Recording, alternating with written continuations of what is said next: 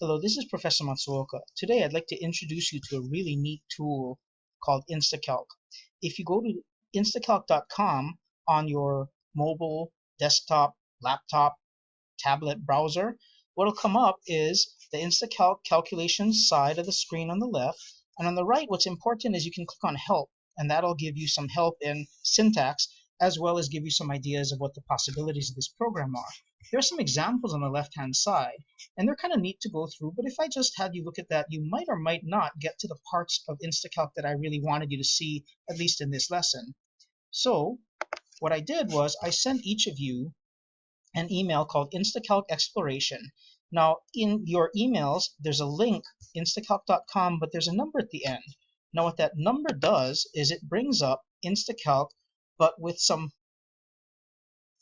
information that I put into it that I've sent you. Now, this one says triangular area, but others will have different formulas for area, perimeter, or volume that we've been working with. Different members of your group got different formulas too, because in the end, you're going to be comparing your work in order to write some description of what you believe the properties of these formulas are. Now, I gave some initial comments with the triangle area formula and initial value. Now, here's where the calculator part works. If just by calculation, 0.5 times the base of 10 times the height of 6 gives me an area of 30. However, I could actually label this on the same line as my calculation.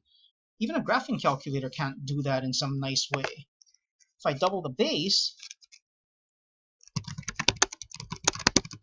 I could label it double base area equals, and then 0.5 times, now instead of 10, I'd have a base of 20, and then times 6.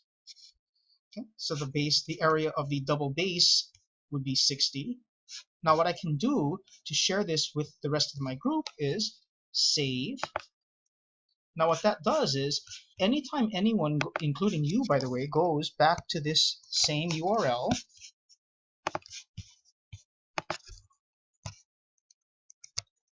you will get not only the information that I put in to begin with, but it will also include your new values. And that way, you and your group will see the same calculations, the same annotations too, and then you can make your own decisions later on about how you want to word or how you want to describe the properties that I've asked you about that we will later try to investigate on a symbolic level.